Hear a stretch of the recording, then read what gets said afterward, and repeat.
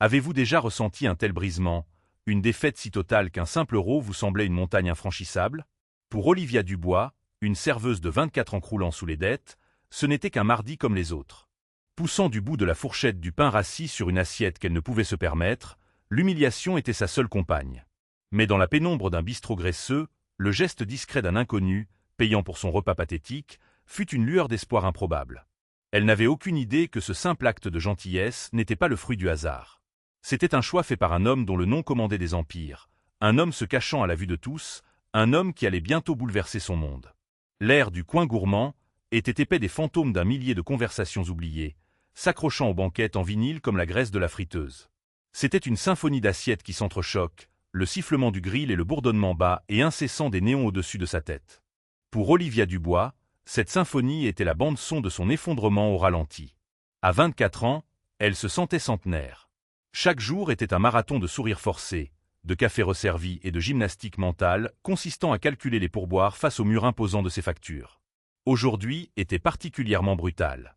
Un mardi, le jour le plus cruel de la semaine, dépourvu des clients généreux du week-end et rempli de la foule impatiente et impitoyable du déjeuner. Un homme à la table s'était plaint que sa soupe était existentiellement insatisfaisante et lui avait laissé une serviette froissée avec un smiley au ketchup en guise de pourboire. Une famille de 6 à la table 4 avait laissé ses enfants construire une forteresse avec des paquets de sucre et des salières, puis l'avait réprimandé lorsque l'addition était plus élevée que prévu. Ses pieds lui faisaient mal, une douleur profonde et lancinante, un rythme qui correspondait au battement frénétique de son cœur. L'avis d'expulsion rose glissé dans son sac à main usé lui semblait un bloc de glace contre sa hanche. 14 jours. Sa pause était une blague cruelle. 30 minutes pour refaire le plein avant 4 autres heures de servitude. Elle se glissa dans la dernière banquette vide, celle près du climatiseur cliquetant, et sortit le billet de 5 euros froissés qu'elle s'était autorisé pour le déjeuner. Son estomac se tordait d'un mélange de faim et d'anxiété. Elle commanda la chose la moins chère du menu, 2 tranches de pain grillé et un verre d'eau tiède. C'était pathétique. Elle était pathétique. Alors qu'elle attendait, elle l'observa. Il était assis seul au comptoir, un fantôme dans un océan de bruit. Ce n'était pas un habitué. Elle s'en serait souvenue. Il était plus âgé, peut-être dans la fin de la quarantaine, avec une intensité tranquille qui semblait déplacée au milieu du chaos du bistrot.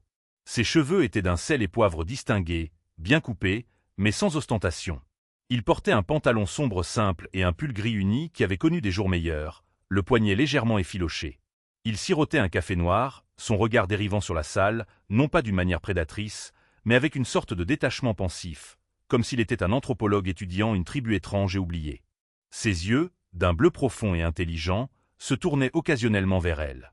Elle détourna rapidement le regard à chaque fois, une bouffée de chaleur et d'embarras lui montant au cou. Elle se sentait vue, sa pauvreté et son désespoir mis à nu sous son observation calme. Son pain grillé arriva, sec, trop cuit, mais c'était de la nourriture. Elle mangea lentement, essayant de le faire durer, essayant d'ignorer le vide rongeur dans ses entrailles. Quand sa pause fut presque terminée, elle fit signe à sa collègue Jessica pour payer. Juste le pain grillé. Jess. 2,50 €, dit Olivia, essayant d'avoir l'air désinvolte. Elle fit glisser le billet de 5 € sur la table. Jessica, une femme dont le cynisme était son principal bouclier contre le monde, l'encaissa. Carte refusée. La voix de Jessica était une déclaration plate et sans émotion derrière le comptoir. Le sang d'Olivia se glaça. Quoi? Non, je t'ai donné de l'argent liquide. Jessica soupira, sa patience déjà à bout. Je veux dire, ta carte, celle que tu as utilisée pour ton café ce matin. Elle n'est pas passée. Le patron dit que tu dois régler les 3 € avant de pouvoir commander à nouveau. Donc, tu dois 5,50 €. 5,50 €? Autant demander 1 million. Les 5 € dans sa main étaient littéralement son dernier argent liquide jusqu'à la paie de vendredi. L'avis d'expulsion dans son sac à main sembla soudain plus lourd, ses bords plus tranchants. La panique, froide et vive, la transperça. Son visage brûlait d'une honte si profonde qu'elle ressemblait à un coup physique. Tout le bistrot sembla se taire, tous les yeux rivés sur elle, témoins de son échec. Je ne les ai pas, murmura-t-elle, sa voix se brisant. Pas tout de suite. L'expression de Jessica s'adoucit une fraction de seconde avant que son masque professionnel ne se remette en place. Liv, je suis désolé. Les règles sont les règles. Les yeux d'Olivia piquaient de larmes qu'elle refusait de verser. Elle était piégée. Elle ne pouvait pas payer. Elle ne pouvait pas partir. Elle était prisonnière de l'endroit même qui drainait lentement la vie hors d'elle. Elle regarda le morceau de pain grillé à moitié mangé dans son assiette et sentit une vague de nausée. Puis une voix basse et calme traversa le brouillard épais de son humiliation. « Mettez ça sur mon addition. » C'était l'homme du comptoir. Il s'était approché si silencieusement qu'elle ne l'avait même pas remarqué. Il se tenait à côté de sa banquette, ne la regardant pas, mais regardant Jessica. Il posa un billet de 20 € sur le comptoir. Et pour le dérangement de la jeune femme, ajouta-t-il, sa voix un doux baryton. « S'il vous plaît, assurez-vous qu'elle reçoive la monnaie. » Les yeux de Jessica s'écarquillèrent légèrement, mais elle hocha simplement la tête, prenant l'argent. « Bien sûr. » L'homme tourna légèrement la tête, et ses yeux bleus rencontrèrent ceux d'Olivia pour la première fois. Il n'y avait aucune pitié en eux, aucune condescendance. Il n'y avait qu'une compréhension tranquille, une chaleur qui ressemblait au soleil perçant après une semaine de pluie. « Tout le monde a des jours comme ça, » dit-il doucement, un léger sourire bienveillant effleurant ses lèvres. « Gardez la tête haute. » Et puis, aussi silencieusement qu'il était apparu, il était parti. Il franchit la porte et disparut dans le flot incessant de la rue. Olivia resta figée dans la banquette, les bruits du bistrot revenant en force, le cliquetis, le sifflement, le bourdonnement, mais il sonnait différemment maintenant. Le billet de 20 € de l'homme reposait sur le comptoir, témoignage silencieux d'une gentillesse impossible. Jessica s'approcha et posa 14,50 € sur sa table. « Il a dit de s'assurer que vous les ayez, » dit-elle, sa voix plus douce que d'habitude. Olivia fixa l'argent. C'était plus que ce qu'elle gagnait en 2 heures. C'était assez pour faire des courses. C'était assez pour respirer un instant. Ce n'était pas seulement de l'argent. C'était une bouée de sauvetage. Un acte de grâce unique et inexplicable de la part d'un homme au pull gris effiloché qui l'avait vue au plus bas et n'avait pas détourné le regard. Alors qu'elle serrait les billets dans sa main, les larmes qu'elle avait si durement combattues coulèrent enfin, non pas de honte, mais d'un sentiment d'espoir fragile et naissant. Qui était-il dans une ville de plusieurs millions d'habitants? Juste un inconnu. Mais pour Olivia Dubois, il était le seul qui comptait. Les 14,50 € semblaient sacrés dans la main d'Olivia. C'était plus que du papier et de l'encre. C'était un morceau tangible de grâce dans un monde qui ne lui en avait offert aucune. Ce soir-là, au lieu du pain grillé qu'elle avait prévu pour le dîner, elle acheta une petite boîte d'œufs, une miche de pain et une brique de lait. C'était un festin. En mangeant ce repas simple, elle le ressentit comme une célébration, une rébellion silencieuse contre le poids écrasant de sa situation. La gentillesse de l'inconnu avait fait plus que payer un repas. Elle lui avait rendu une petite partie de sa dignité. Mais avec la gratitude vint une curiosité dévorante. Il avait disparu aussi vite qu'il était apparu, un bienfaiteur fantôme. Elle se repassa la scène dans son esprit une centaine de fois. Le poignet effiloché de son pull, l'autorité calme de sa voix, le bleu surprenant de ses yeux. Il n'était ni tapax en graveleuil ni bruyant. Il y avait une substance en lui, une quiétude absolument magnétique. « Tu as vu ce type qui a payé mon déjeuner ?» demanda-t-elle à Jessica le lendemain, essayant de paraître décontractée alors qu'elle remplissait les distributeurs de serviettes. Jessica haussa les épaules, concentrée sur l'alignement parfait des salières et des poivrières. Un type avec un pull gris, jamais vu auparavant. Pourquoi? Tu penses que c'est ton prince charmant? Non, c'était juste gentil, tu sais, dit Olivia, ses joues rougissant. Les gens ne sont généralement pas si gentils. Ne m'en parle pas, grommela Jessica, passant à la table suivante. Un type à la table 9 a essayé de payer avec un coupon pour un autre restaurant. Il a dit que l'ambiance était similaire. Tu te fais des illusions pour un seul type décent, Liv, et cette ville te dévorera toute crue. Il a probablement juste eu pitié de toi. Les mots la blessèrent, principalement parce qu'ils faisaient écho à ses propres peurs. N'était-ce que ça? De la pitié? Elle ne voulait pas y croire. Le regard dans ses yeux n'avait pas été de la pitié.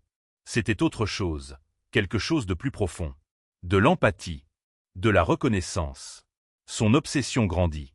Elle se mit à surveiller la porte du bistrot avec une intensité presque douloureuse, son cœur bondissant chaque fois qu'un homme d'un certain âge et d'une certaine carrure entrait. Mais il ne revint jamais. C'était comme s'il avait été un mirage, une vision momentanée conjurée par son désespoir. Quelques jours plus tard, en nettoyant la banquette où elle était assise lors de l'incident, ses doigts effleurèrent quelque chose coincé entre les coussins en vinyle. C'était un stylo. Pas un vulgaire bic en plastique. Il était lourd, fait d'un bois sombre et poli qu'elle ne reconnaissait pas, avec d'élégants accents argentés. Il était clairement cher, profondément déplacé au coin gourmand. Il n'y avait ni logo, ni marque, juste une seule petite lettre complexe, un B, gravé près de l'agrafe. Il devait être à lui. Elle le serra comme une relique sacrée.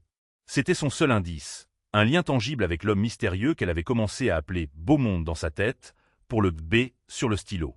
Elle le montra à Jessica, dont le seul commentaire fut « Tu pourrais probablement en tirer 50 € chez un prêteur sur gage ». Olivia l'ignora. Le stylo n'était pas à vendre. Il était à retrouver. Le problème était qu'elle n'avait rien d'autre. Il n'avait laissé aucun nom, aucune trace autre qu'un billet de 20 € et un murmure de gentillesse. Elle essaya de chercher en ligne « Beaumont-Valombre, homme-père repas-serveuse », mais l'océan numérique d'Internet ne lui offrit que du bruit blanc. Au moment même où ce nouvel espoir fragile commençait à prendre racine dans sa vie, une ombre de son passé refit surface. Marc, son ex-petit ami.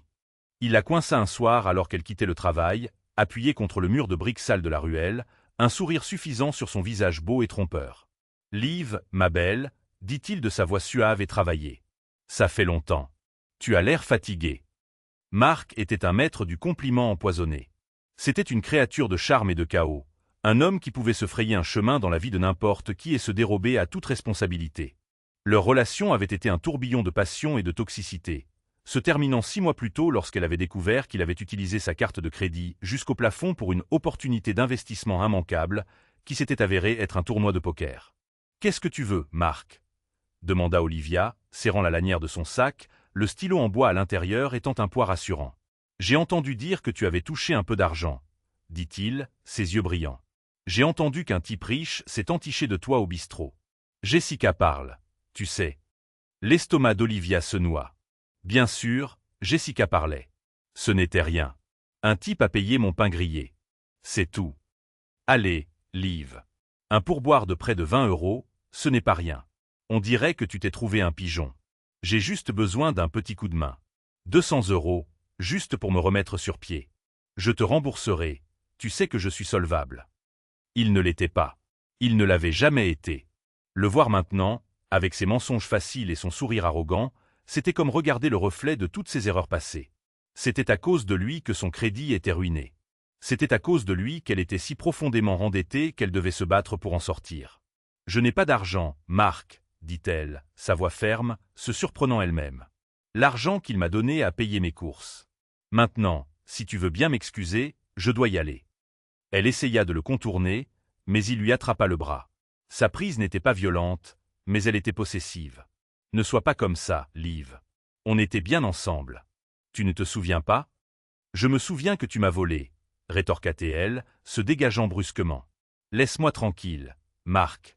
Je suis sérieuse. » Son visage s'assombrit un instant, la façade charmante se fissurant pour révéler la laideur en dessous. « Très bien, fais comme tu veux. Mais ne viens pas pleurer quand ton vieux riche en aura marre de toi. » Il s'éloigna nonchalamment dans la nuit, laissant Olivia tremblante dans la ruelle. La rencontre lui laissa un goût amer dans la bouche. Marc était un vautour, attiré par l'odeur de l'opportunité. Sa réapparition était un rappel brutal du monde auquel elle essayait d'échapper, un monde de désespoir et d'exploitation. Plus tard cette nuit-là, assise dans son petit appartement, elle tenait le stylo en bois, le faisant rouler entre ses doigts. La surface lisse et fraîche contrastait avec le souvenir de la poigne moite de Marc. Le stylo représentait un monde de dignité tranquille et de générosité inattendue. Marc en représentait un autre. Pour la première fois, elle sentit une puissante résolution de se battre pour le monde que le stylo symbolisait. Elle ne savait pas qui était Beaumont, ni si elle le reverrait un jour. Mais il lui avait montré qu'une autre sorte de vie, une autre sorte de personne existait, et elle ne laisserait pas les ombres de son passé la tirer à nouveau vers le bas. Le mystère du gentil inconnu n'était plus une simple curiosité. Il était devenu son étoile polaire, un guide vers un avenir qu'elle était maintenant déterminée à revendiquer pour elle-même. La semaine qui suivit fut une étude de contraste. Le jour, Olivia naviguait entre les tables collantes et les clients exigeants du coin gourmand, sa réalité inchangée. Mais la nuit, son monde s'élargissait. Poussée par le souvenir de la gentillesse de l'inconnu et révulsée par le retour prédateur de Marc, elle s'inscrivit à un cours de comptabilité en ligne. Les frais d'inscription prirent ses dernières économies, un pari qui semblait à la fois terrifiant et exaltant. Elle étudiait jusqu'à ce que ses yeux la brûlent, le langage complexe des grands livres et des bilans étant une distraction bienvenue de l'avis d'expulsion dont le compte à rebours n'affichait plus qu'une seule semaine. L'opportunité, quand elle se présenta enfin, ne vint pas par la porte d'entrée du bistrot, mais par un travail d'appoint. Jessica, malgré tout son cynisme, avait un cousin qui dirigeait une entreprise de traiteur haut de gamme. Ils avaient besoin d'une serveuse supplémentaire pour une réservation de dernière minute, un gala de charité. Le salaire était le triple de son taux horaire au bistrot pour une seule soirée de travail. Olivia sauta sur l'occasion. L'événement se tenait au domaine de Belle-Rive, une propriété si opulente qu'elle semblait appartenir à un autre siècle. Perchée sur une colline surplombant la ville de Valombre, sa façade en pierre calcaire brillait sous l'éclairage théâtral.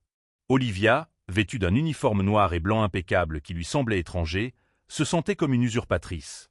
Elle traversa des halls en marbre ornés de peintures qui valaient probablement plus que tous les biens qu'elle avait jamais possédés. L'air vibrait de la confiance tranquille de la vieille fortune et du bourdonnement plus fort des nouveaux puissants. Son travail était simple, porter un plateau de flûte de champagne, sourire et être invisible.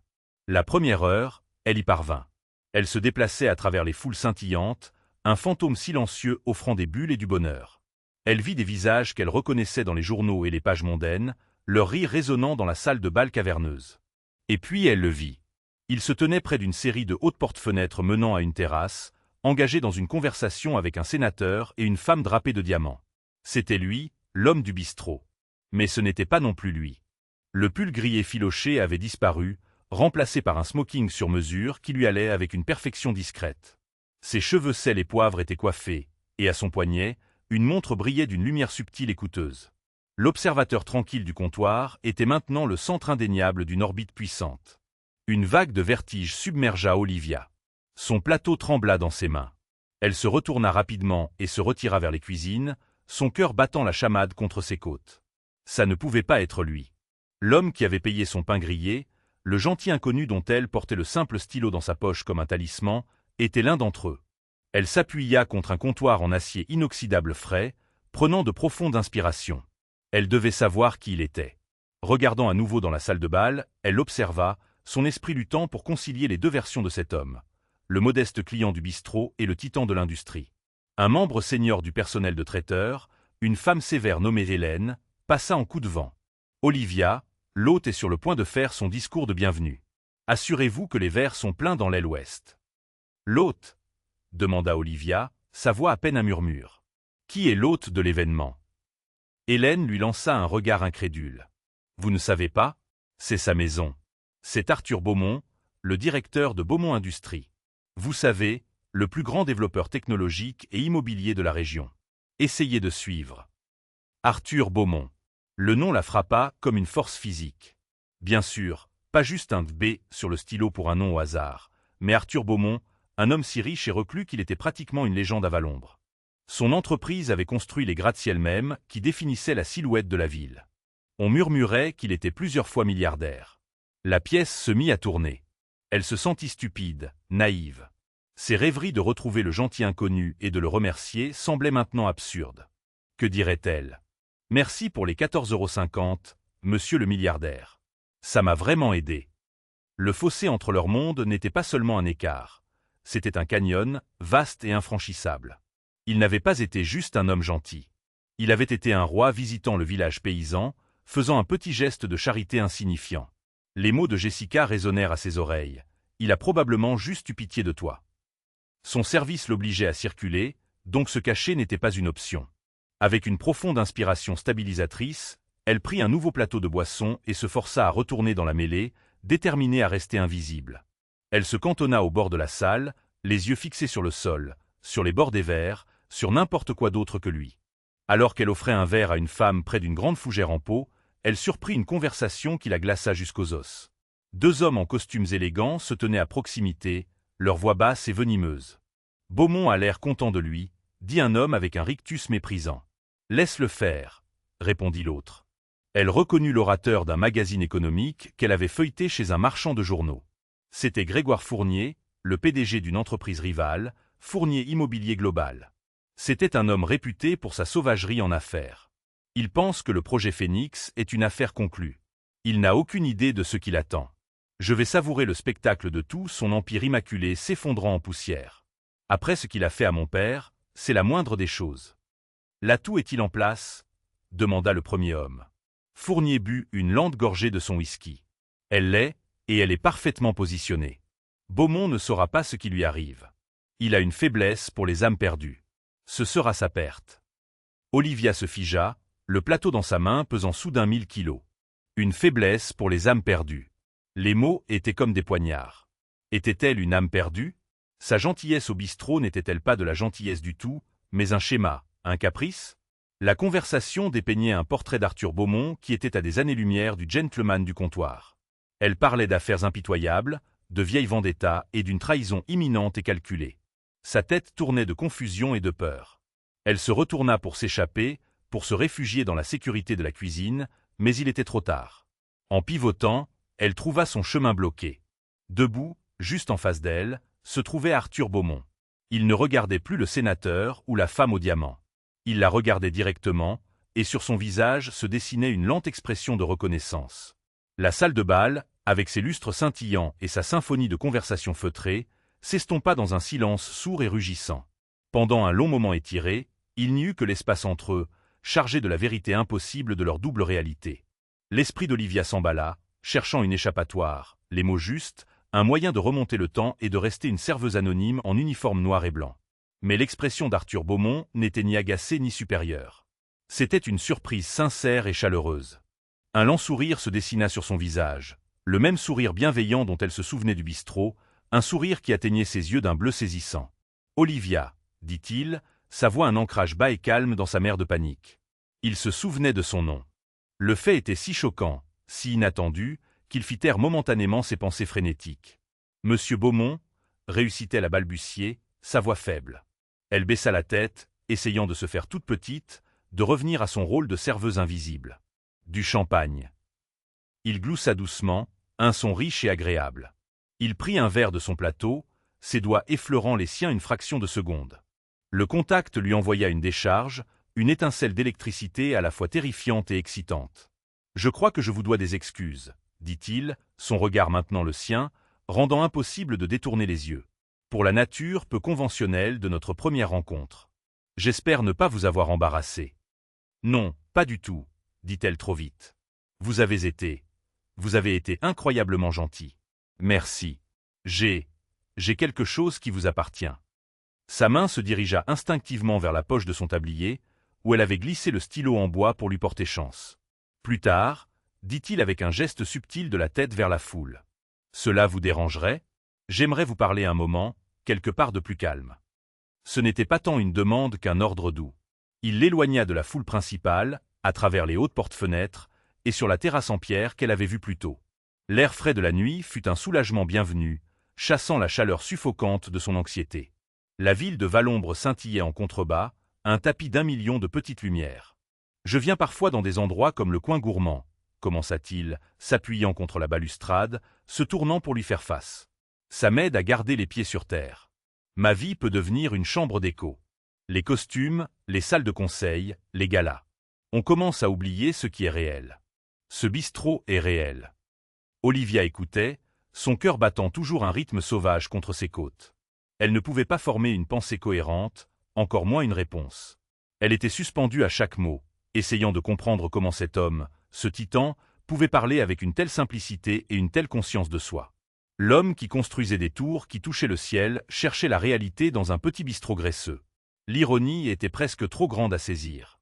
Il continua, sa voix s'adoucissant, créant une bulle d'intimité autour d'eux sur la terrasse illuminée par la lune. « Je vous ai vu ce jour-là, bien avant le problème avec votre paiement. J'ai vu comment vous gériez vos tables. L'homme à la soupe, la famille aux enfants turbulents. Vous aviez cette patience incroyable, une grâce tranquille sous la pression. J'ai été impressionné. » Ces mots étaient un baume sur les blessures que la journée lui avait infligées. Il ne l'avait pas seulement vu dans sa détresse, il l'avait vu dans sa force. « Quand j'ai vu que vous aviez des ennuis, j'ai agi par instinct. Cela n'avait rien à voir avec de la pitié, » dit-il, prononçant le mot « pitié », comme s'il l'avait arraché directement de sa peur la plus profonde. L'entendre le nier, voir la sincérité dans ses yeux, était une validation dont elle ne savait pas qu'elle avait désespérément besoin. « Tenez, » dit-elle, trouvant enfin sa voix. Elle sortit le stylo de sa poche et le lui tendit. « Vous avez laissé ça. » Il regarda le stylo dans sa paume et un sourire différent, plus mélancolique, effleura ses lèvres. « Mon père me l'a donné quand j'ai obtenu mon diplôme universitaire. Il disait, le caractère d'un homme se trouve dans les choses qu'il conserve. Je pensais l'avoir perdu pour toujours. » Il le prit, ses doigts frôlant à nouveau les siens. « Merci. Je vous suis plus reconnaissant pour ça que pour les 20 €, je vous l'assure. La mention de l'argent la fit à nouveau rougir. Vous n'auriez pas dû faire ça. Si, je le devais, dit-il simplement. Il regarda. Les lumières de la ville. Les gens supposent que parce que j'ai tout ça, je ne comprends pas la difficulté. Mais mon père et moi avons construit notre première entreprise dans un garage. Je me souviens de ce que c'est que de compter chaque euro. D'avoir plus de moi à la fin de l'argent. Je n'oublie pas ça. Je ne peux pas, il ouvrait une porte, lui montrant un aperçu de l'homme derrière le mythe. Il n'était pas seulement un milliardaire. Il était un fils, un homme qui avait connu des difficultés, un homme qui ressentait le besoin de se connecter à un monde dont il était maintenant si éloigné. Le canyon entre eux commença à paraître un peu moins vaste. Alors, dit-il en se retournant vers elle avec une expression curieuse et enjouée. Dites-moi, Olivia Dubois, qu'est-ce qu'une personne avec votre grâce sous la pression fait à travailler au coin gourmand? Poussée par son intérêt sincère, elle se retrouva à lui parler de son rêve de devenir comptable. Un rêve qu'elle avait mis de côté pour s'occuper de sa mère malade, décédée 2 ans auparavant. Elle lui parla de la montagne de dettes médicales que sa mère avait laissée derrière elle, du cours en ligne qu'elle venait de commencer. Elle parla avec une honnêteté brute qu'elle n'avait pas prévue, mais quelque chose dans sa présence calme rendait la chose sûre. Il écoutait. Il n'interrompait pas, n'offrait pas de solution. Il écoutait simplement, toute son attention portée sur elle, lui donnant l'impression d'être la personne la plus importante de tout le gala. Leur fragile bulle de connexion fut brusquement, violemment éclatée. Eh bien, regardez ce que nous avons là. La voix était suave, huileuse et horriblement familière. Le sang d'Olivia se glaça. Elle se retourna pour voir Marc debout dans l'embrasure de la porte de la terrasse. Il n'était pas en uniforme. Il portait un blazer voyant et mal coupé et un sourire suffisant et possessif. Il avait dû s'incruster à la fête, se frayant un chemin devant la sécurité avec son charme habituel. « Liv, ma belle, je savais que tu gravissais les échelons, mais je ne réalisais pas que tu avais attrapé le plus gros poisson de l'océan, » dit Marc, ses yeux passant d'Olivia à Arthur avec une évaluation avide. « Marc, qu'est-ce que tu fais ici ?» La voix d'Olivia était un murmure paniqué. « Tu dois partir. »« Je voulais juste féliciter ma copine, » dit-il en entrant sur la terrasse, envahissant délibérément leur espace. Il posa une main familière et non désirée sur le bras d'Olivia. « Tu vois, vieil homme, Olivia et moi, on a une histoire. Une longue histoire. Elle te sert peut-être des vers ce soir, mais l'année dernière. » Il laissa l'insinuation flotter dans l'air, épaisse et empoisonnée. Olivia se sentit mal. Elle essaya de se dégager, mais sa prise se resserra. Arthur Beaumont n'haussa pas le ton. Il ne bougea pas d'un muscle. Il regarda simplement la main de Marc sur le bras d'Olivia, et ses yeux bleus devinrent de la glace. La chaleur avait disparu, remplacée par une autorité formidable et absolue qui était plus terrifiante que n'importe quel cri. « Enlevez votre main, » dit Arthur. Les mots étaient calmes, mais ils portaient le poids d'une avalanche. Marc, pour la première fois, sembla réaliser qu'il avait mal calculé. Son sourire suffisant vacilla, disparaissant. « Et, je parle juste à ma petite amie. »« Non, ce n'est pas le cas, » déclara Arthur, faisant un demi-pas en avant. « Vous harcelez l'une de mes invitées et vous êtes sur ma propriété sans y être autorisé. Vous avez 10 secondes pour partir avant que mon équipe de sécurité ne le fasse pour vous. Et je vous assure, ils seront beaucoup moins polis que moi. » Il dégageait une puissance palpable, une certitude inébranlable qui ne laissait aucune place à la discussion. Marc, l'escroc accompli, rencontra enfin un mur qu'il ne pouvait pas franchir avec des mots. Il relâcha le bras d'Olivia comme s'il était brûlant, lui lança un regard venimeux, puis se précipita dans la salle de bal et disparut. Olivia resta là, tremblante, la sensation fantôme de la prise de Marc encore sur sa peau. Arthur se retourna vers elle, l'autorité glaciale dans ses yeux fondant pour être remplacée par une profonde inquiétude. « Est-ce que ça va ?» demanda-t-il doucement. Elle ne put cocher la tête, incapable de parler. Il l'avait défendue. Il l'avait protégée. Il n'avait pas remis en question les affirmations de Marc, ni ne l'avait regardé avec suspicion. Il s'était simplement tenu à ses côtés. À cet instant, il n'était pas un milliardaire ou une légende. Il était Arthur, l'homme gentil du bistrot, et elle réalisa avec une certitude terrifiante et merveilleuse qu'elle commençait à tomber amoureuse de lui. L'après-gala fut une explosion silencieuse. Marc, dans un dernier acte de dépit, avait informé un blogueur à scandale notoire. Le lendemain matin, un article parut en ligne avec le titre « La nouvelle œuvre de charité de Beaumont. Le milliardaire courtise une serveuse et repousse un ex jaloux ».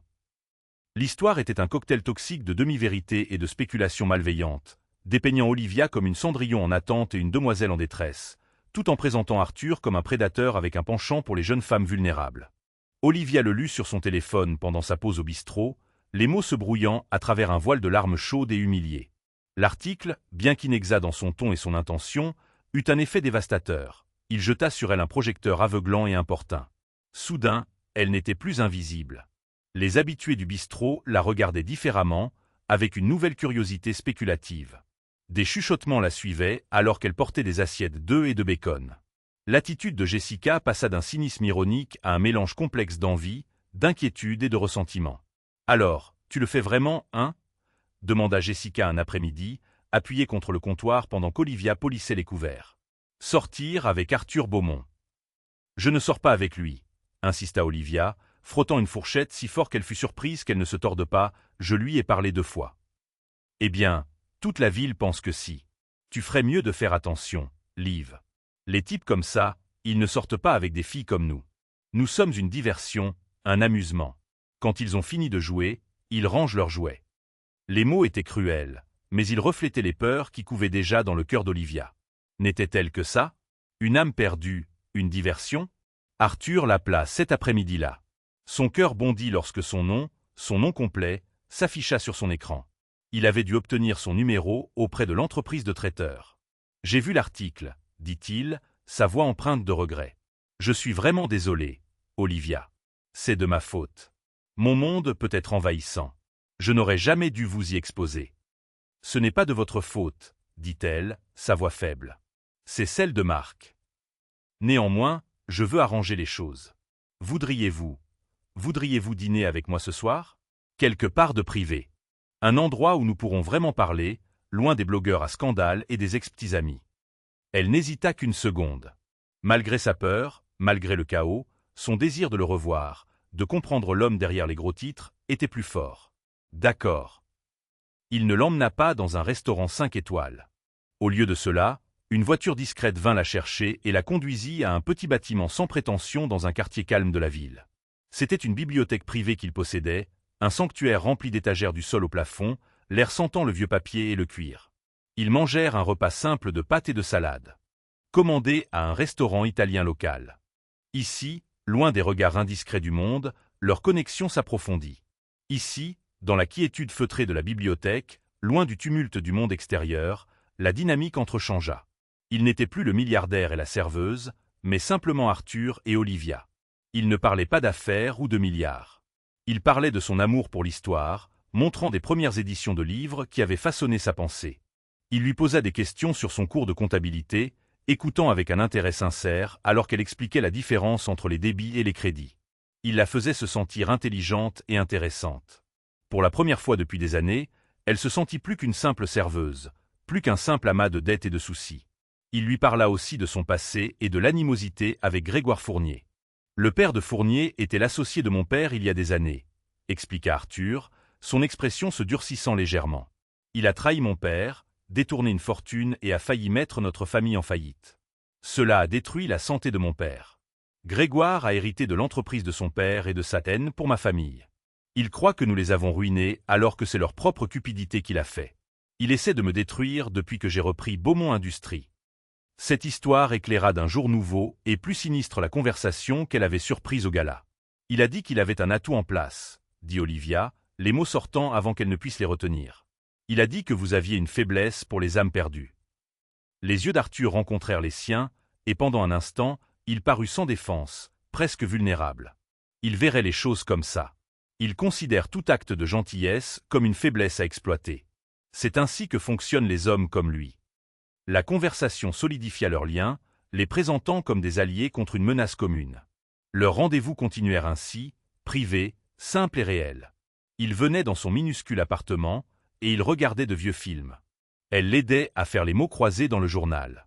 Lui, à son tour, l'aidait avec ses devoirs de comptabilité, son esprit brillant simplifiant pour elle les concepts les plus complexes. Jamais il ne la fit se sentir inférieure. Il célébrait ses petites victoires, comme lorsqu'elle obtint un 19/20 à son examen de mi-session. Il devenait son ami, son mentor, et quelque chose de plus qu'elle avait trop peur de nommer. Mais Grégoire Fournier n'était pas homme à rester dans l'ombre. Voyant les chroniques mondaines liées Olivia à Arthur, il ne vit pas une romance, mais une opportunité, une faiblesse à exploiter.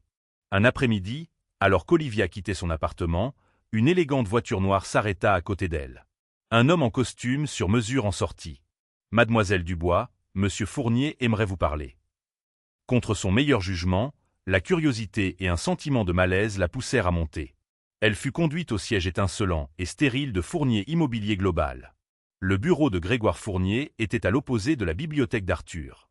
Tout en verre et en chrome, un espace froid et moderne qui offrait une vue panoramique sur la ville, une vue qui regardait délibérément de haut la tour Beaumont. Fournier était charmant, son sourire aussi poli et peu sincère que son bureau. « Mademoiselle Dubois, merci d'être venue. Je vais être direct. Je sais que vous êtes dans une situation financière difficile. » Il fit glisser un dossier sur le vaste bureau vers elle. « Je suis prêt à vous offrir une solution. » Elle l'ouvrit. À l'intérieur se trouvait un chèque de banque à son nom. Le montant lui coupa le souffle. C'était assez pour payer toutes ses dettes, les frais médicaux de sa mère, tout. C'était assez pour commencer une nouvelle vie. « C'est pourquoi ?» demanda-t-elle, la voix tremblante. « Des informations » dit Fournier doucement. « Arthur est un homme très secret. J'ai besoin de connaître ses projets à venir, en particulier le projet Phénix, ses horaires, ses conversations privées. Vous êtes dans une position unique pour acquérir ces informations. Donnez-moi quelque chose que je peux utiliser contre lui, et ceci est à vous. Personne n'aura jamais à le savoir. » L'offre flottait dans l'air, séduisante et empoisonnée. C'était le test ultime. Elle pouvait l'accepter. Elle pouvait résoudre tous ses problèmes en un instant. Tout ce qu'elle avait à faire était de trahir la seule personne qui lui avait montré une vraie gentillesse, l'homme dont elle tombait amoureuse. Elle regarda Fournier, son sourire prédateur et ses yeux froids et calculateurs.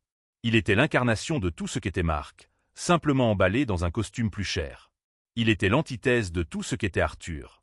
Avec une clarté qui la surprit elle-même, elle repoussa le dossier sur le bureau. « Non, » dit-elle, sa voix claire et ferme. « Je ne suis pas à vendre. » Le sourire de Fournier disparut, son visage se tordant en un masque de rage. « Idiote. Vous pensez qu'il se soucie vraiment de vous? Vous êtes un amusement temporaire. Vous le choisissez, lui, plutôt qu'une nouvelle vie. Vous le regretterez. » Sa menace résonna à ses oreilles alors qu'elle quittait le bâtiment. Mais elle ne ressentit aucun regret. Elle se sentit forte. Elle avait été mise à l'épreuve et n'avait pas cédé. Elle ne parla pas à Arthur de la réunion. Elle ne voulait pas l'inquiéter ni donner l'impression de lui faire un rapport. Mais son refus avait scellé son sort aux yeux de Fournier. Si elle ne voulait pas être son pion, elle serait sa cible. Le point culminant arriva une semaine plus tard. Arthur était sur le point de conclure le projet Phénix, un projet de rénovation urbaine massif qui transformerait une partie délabrée de Valombre et serait le couronnement de sa carrière. Le matin où l'accord devait être finalisé, une histoire éclata dans le journal financier le plus respecté de la ville. L'article affirmait que Beaumont Industries faisait l'objet d'une enquête fédérale pour espionnage industriel.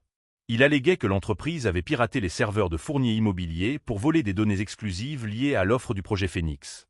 Et comme preuve, il incluait des captures d'écran de mai et de journaux de données cryptées. La source de la fuite, un initié anonyme. La preuve la plus accablante, cependant, était un journal de sécurité montrant un transfert de données depuis les serveurs de Beaumont vers une adresse IP externe. Une adresse IP qui remontait au Wi-Fi public d'un petit café, un café juste en face de l'appartement d'Olivia Dubois. L'article laissait fortement entendre que l'initié anonyme était la nouvelle petite amie d'Arthur, la serveuse sans le sou, qu'il avait vendue pour un salaire de son plus grand rival. C'était un piège parfaitement conçu, et Olivia venait de tomber en plein dedans. Le monde implosa. L'histoire fut une bombe, et Olivia se trouvait à son épicentre. En quelques heures, son visage était placardé sur tous les sites d'information et écrans de télévision de Valombre. Le récit était brutal et rapide. Elle était la serveuse croqueuse de diamants, la Mata Hari de la classe ouvrière qui avait séduit un milliardaire solitaire pour le trahir au profit de son rival. Le mensonge soigneusement construit par Grégoire Fournier était parfait. Il jouait sur tous les préjugés existants concernant la classe sociale, le pouvoir et les relations. C'était crédible parce que les gens voulaient y croire. Son téléphone sonnait sans cesse. Des appels de journalistes offrant de l'argent pour sa version de l'histoire. Une horde d'entre eux campait devant son immeuble, leurs appareils photo crépitant comme des stroboscopes chaque fois qu'une ombre bougeait derrière sa fenêtre. Elle se sentait comme un animal piégé. Le sanctuaire de son petit appartement était devenu une cage. Le coup le plus cruel vint des gens qu'elle connaissait. Jessica envoya un seul SMS, « Je t'avais dit de faire attention. Je n'arrive pas à croire que tu lui aies fait ça. » Le message fut un poignard en plein cœur. Même son propriétaire, qui la harcelait pour le loyer, appela pour dire qu'il ne voulait pas de ce genre de problème dans son immeuble et que son expulsion était désormais non négociable. Elle était complètement et totalement seule. Le monde s'était retourné contre elle sur la base d'un mensonge. Elle s'assit sur le sol, l'avis d'expulsion dans une main, son téléphone bourdonnant de messages haineux dans l'autre, et ressentit un désespoir si profond qu'il menaçait de l'engloutir. Elle n'avait pas eu de nouvelles d'Arthur. Le silence. Un silence terrible et assourdissant qui ressemblait à un verdict. L'avait-il cru? Après tout, avait-il décidé qu'elle n'était qu'un autre des atouts de Fournier? La pensée était plus douloureuse que tout ce que les médias pouvaient lui jeter à la figure. La pression sur Arthur était immense. La nouvelle fit chuter l'action de Beaumont Industries. Le conseil d'administration convoqua une réunion d'urgence, leur voix formant un chœur de panique et d'accusation. Ils le pressèrent, exigèrent qu'il coupe immédiatement les ponts avec Olivia. Publier une déclaration, conseilla le principal membre du conseil, un homme sévère nommé Robert. Dénoncez-la. Présentez-vous comme la victime d'un piège. C'est le seul moyen de contrôler le récit et de sauver l'accord Phénix. Arthur était assis à la tête de la vaste table en acajou, écoutant leurs conseils frénétiques. Il regarda les preuves accablantes qu'ils projetaient sur l'écran, les emails falsifiés, les journaux de données truqués, l'adresse IP du café en face de l'appartement d'Olivia. C'était un dossier convaincant, une trahison flagrante. Mais en regardant les données, il ne pensait pas au cours de la bourse ou au contrat. Il pensait au regard dans les yeux d'Olivia quand elle parlait de son cours de comptabilité. Il pensait à son intégrité féroce quand elle lui avait rendu son stylo coûteux. Il pensait à la force dans sa voix quand elle lui avait parlé de ses rêves différés. Il pensait à la femme qui l'aidait avec les mots croisés et qui se sentait plus chez elle dans sa bibliothèque qu'à un gala. Il la connaissait. Pas la caricature des gros titres, mais la vraie femme. Et la femme qu'il connaissait était incapable de cela. Il se leva, faisant taire la salle. Non, dit-il, sa voix calme mais absolue. Il n'y aura aucune déclaration dénonçant Olivia Dubois. Robert bafouilla. Arthur, soyez raisonnable. C'est un passif que nous ne pouvons pas nous permettre. Elle n'est pas un passif, Robert, dit Arthur, son regard balayant les visages stupéfaits du conseil. C'est la femme que j'aime, et je lui fais implicitement confiance. Grégoire Fournier a commis une erreur critique. Il nous a sous-estimés tous les deux. Cette réunion est ajournée. Je vais m'en occuper. Laissant la salle de conseil en plein chaos, Arthur passa un appel à son chef de la sécurité, un ancien officier de renseignement redoutable et intensément loyal nommé Lefebvre. « Décortiquez-moi tout ça, Lefebvre », ordonna Arthur. « Je veux tout savoir. Les données, la source de la fuite, le Wi-Fi du café. Je veux savoir qui Fournier a payé et comment il a fait. Ne lésinez pas sur les moyens. » Son deuxième appel fut pour Olivia. Quand son téléphone sonna, affichant son nom, son souffle se coupa. Elle répondit d'une main tremblante, se préparant au coup de grâce. Olivia, sa voix traversa la ligne, non pas avec colère ou accusation, mais avec une chaleur profonde et inébranlable. « Est-ce que ça va ?» Des larmes coulèrent sur son visage. Des larmes de soulagement pur et total. « Vous ne les croyez pas » murmura-t-elle. « Jamais, dit-il, ça. Conviction, une bouée de sauvetage. Je crois en vous. J'arrive. Ne parlez à personne. Ne regardez pas les nouvelles. Attendez-moi. » Fidèle à sa parole, une voiture arriva pour elle, naviguant dans le cirque médiatique avec une efficacité professionnelle. Elle ne l'emmena pas dans l'un de ses manoirs, mais dans un chalet moderne et isolé qu'il possédait au fond des bois, à l'extérieur de la ville, un lieu de tranquillité et d'intimité totale. Quand elle le vit debout sur le porche, elle courut dans ses bras, enfouissant son visage dans sa poitrine et s'autorisant enfin à s'effondrer. Il la serra, lui caressant les cheveux, la laissant pleurer tout son soûl. « Il m'a offert de l'argent », avoua-t-elle, sa voix étouffée par sa chemise. « Fournier. Il m'a offert un chèque pour vous espionner. » J'ai dit non. « Je sais, » dit doucement Arthur. « Je savais que vous le feriez. » Pendant les 48 heures suivantes, le monde continua de faire rage à l'extérieur de leur sanctuaire, mais à l'intérieur, ils formaient une équipe. Lefebvre et ses experts en cybersécurité travaillèrent sans relâche, et Arthur tint Olivia au courant de chaque développement. Ils découvrirent que le routeur Wi-Fi du café avait été physiquement altéré, un dispositif de clonage sophistiqué installé pour usurper les adresses IP. Ils trouvèrent l'initié anonyme du journal financier, un jeune journaliste qui avait été payé une somme importante par le biais d'une série de sociétés écrans qui remontait à Fournier Immobilier. Ils trouvèrent même le graphiste qui avait été engagé pour créer les faux emails, un freelance qui, sous pression, était prêt à témoigner. La dernière pièce du puzzle était la plus brillante. L'équipe de Lefebvre découvrit un fichier de caméra de sécurité supprimé d'un bâtiment en face du café. Il montrait un technicien d'une entreprise appartenant à Fournier Immobilier installant l'appareil en pleine nuit, une semaine avant que l'histoire n'éclate. Le complot de Fournier, si parfait en surface, s'était effiloché sous l'application ciblée des ressources d'Arthur et de sa foi inébranlable en Olivia. Avec les preuves rassemblées, Arthur ne se contenta pas de les fuiter à la presse. Il convoqua une conférence de presse complète à la Tour Beaumont. Il se tint au pupitre, non pas seul, mais avec Olivia fièrement à ses côtés. Il ne se contenta pas de présenter les preuves qui l'innocentaient, lui et Olivia. Il exposa toute la conspiration de Fournier, étape par étape criminelle. Il révéla la corruption, le piratage, la fraude. Les retombées pour Grégoire Fournier furent immédiates et catastrophiques. Son action ne chuta pas seulement, elle s'évapora. Les enquêteurs fédéraux, armés des preuves d'Arthur, firent une descente dans ses bureaux. Fournier était ruiné.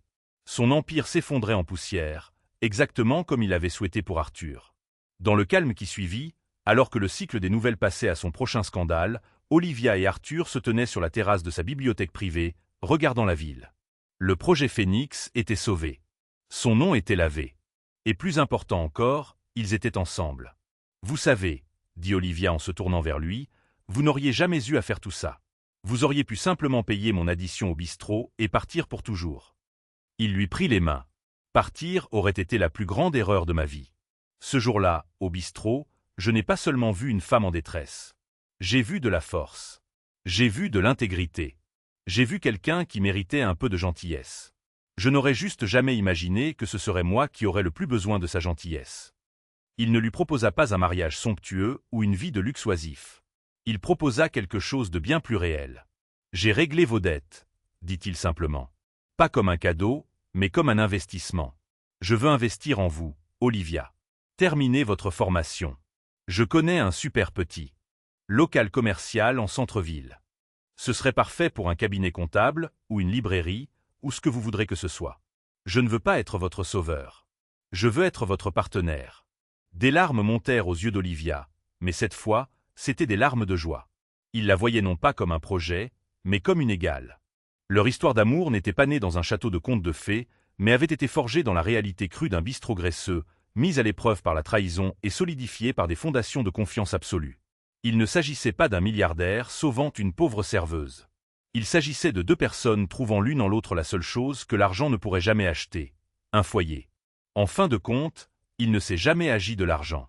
L'histoire a commencé par un simple acte de gentillesse, un repas payé, un moment de dignité restauré. Mais elle s'est épanouie en un témoignage du pouvoir de voir le vrai caractère d'une personne au-delà de ses circonstances. Le parcours d'Olivia et Arthur n'était pas un conte de fées. C'était une véritable épreuve du feu. Ils ont affronté des rivaux vicieux, l'humiliation publique et les préjugés profondément enracinés d'un monde qui a tenté de les déchirer. Leur amour a prouvé que les fondations les plus solides ne sont pas construites avec la richesse ou le statut, mais avec une confiance inébranlable, un respect mutuel et le courage de se tenir aux côtés de quelqu'un lorsque le monde vous dit de partir. Leur histoire est un rappel que les plus grands investissements que nous puissions jamais faire sont les uns dans les autres.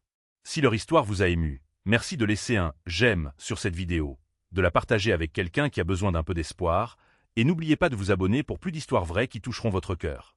Avez-vous déjà ressenti une telle fracture intérieure, une défaite si absolue qu'un simple euro vous apparaissait comme une montagne insurmontable? Pour Olivia Dubois, une serveuse de 24 ans noyée sous les dettes, cette sensation était la routine d'un mardi ordinaire. En poussant du bout de sa fourchette un morceau de pain rassis dans une assiette qu'elle ne pouvait se permettre, l'humiliation était sa seule et fidèle compagne. Pourtant, dans la pénombre d'un bistrot modeste, le geste silencieux d'un inconnu, réglant l'addition de son repas pathétique, fut une étincelle d'espoir aussi improbable que nécessaire. Elle ignorait totalement que ce simple acte de bonté n'était en rien aléatoire. C'était une décision délibérée, prise par un homme dont le nom seul suffisait à diriger des empires, un homme dissimulé au vu de tous, un homme qui s'apprêtait à renverser son univers. L'atmosphère du coin gourmand était saturée des échos de 1000 conversations passées, imprégnant les banquettes en sky d'une mémoire aussi tenace que la graisse de la friteuse. C'était une symphonie cacophonique de vaisselle s'entrechoquant, du crépitement du grill et du bourdonnement grave et incessant des néons blafards au plafond. Pour Olivia Dubois, cette mélodie discordante était la bande originale de son lent et inexorable effondrement. À seulement 24 ans, elle portait le poids d'un siècle sur ses épaules. Chaque journée se déroulait comme un marathon épuisant, une succession de sourires forcés, de tasses de café remplies à ras-bord, et d'une gymnastique mentale harassante pour faire coïncider ses pourboires avec le mur vertigineux de ses factures. Ce jour-là était particulièrement éprouvant. Un mardi, le jour le plus ingrat de la semaine, déserté par les clients généreux du week-end et assailli par la clientèle pressée et intransigeante du déjeuner. Un client à la table s'était plaint que sa soupe manquait de profondeur existentielle et lui avait laissé pour tout pourboire une serviette en papier ornée d'un smiley dessiné au ketchup. Une famille de 6 à la table 4 avait laissé leurs enfants ériger une forteresse de sucre et de salière avant de la réprimander vertement pour une addition jugée trop élevée. Une douleur profonde et lancinante martelait ses pieds, un rythme douloureux qui se synchronisait avec les battements affolés de son cœur. L'avis d'expulsion rose, plié dans son sac à main usé, pesait comme un bloc de glace contre sa hanche. 14 jours. Sa pause déjeuner était une farce cruelle, 30 minutes dérisoires pour reprendre des forces avant de replonger dans 4 heures de servitude. Elle se glissa dans la dernière banquette disponible, celle près du climatiseur asthmatique, et sortit le billet de 5 € froissés qu'elle s'était octroyé. Son estomac était un nœud de faim et d'angoisse. Elle choisit le plat le moins cher de la carte, 2 tranches de pain grillé et un verre d'eau. C'était pitoyable. Elle se sentait pitoyable. En attendant, elle l'observa. Il était seul au comptoir, une silhouette spectrale dans un océan de bruit. Ce n'était pas un habitué, elle l'aurait remarqué. Plus âgé, la quarantaine bien entamée, il dégageait une intensité tranquille qui détonnait avec l'agitation ambiante. Ses cheveux poivre et sel, impeccablement coupés mais sans ostentation, encadraient un visage grave. Il portait un simple pantalon sombre et un pull gris uni qui avait manifestement connu des jours meilleurs, le poignet légèrement élimé. Il dégustait un café noir, son regard balayant la salle non pas avec curiosité, mais avec un détachement pensif, tel un anthropologue étudiant une tribu inconnue. Ses yeux, d'un bleu profond et intelligent, se posaient parfois sur elle. À chaque fois, elle détournait vivement le regard, sentant une bouffée de chaleur et de honte lui monter au cou. Elle se sentait exposée, sa précarité et son désespoir mis à nu sous son observation calme. Son pain grillé arriva, sec et trop cuit, mais c'était de la nourriture. Elle mangea lentement, s'efforçant de faire durer ce maigre repas, de chasser le vide qui lui rongeait les entrailles. Alors que sa pause touchait à sa fin, elle interpella sa collègue Jessica pour régler sa note. Juste le pain grillé. Jess. 2,50 €, lança Olivia d'un ton qu'elle voulait détacher, en faisant glisser son billet de 5 € sur la table. Jessica, une femme dont le cynisme était la principale armure contre les agressions du quotidien, enregistra la commande. Carte refusée, annonça sa voix plate et dénuée d'émotion depuis le comptoir. Le sang d'Olivia se figea dans ses veines. Quoi? Non, je t'ai donné du liquide. Jessica laissa échapper un soupir las, sa patience déjà usée jusqu'à la corde. Je parle de ta carte, celle que tu as utilisée pour ton café ce matin. Elle a été rejetée.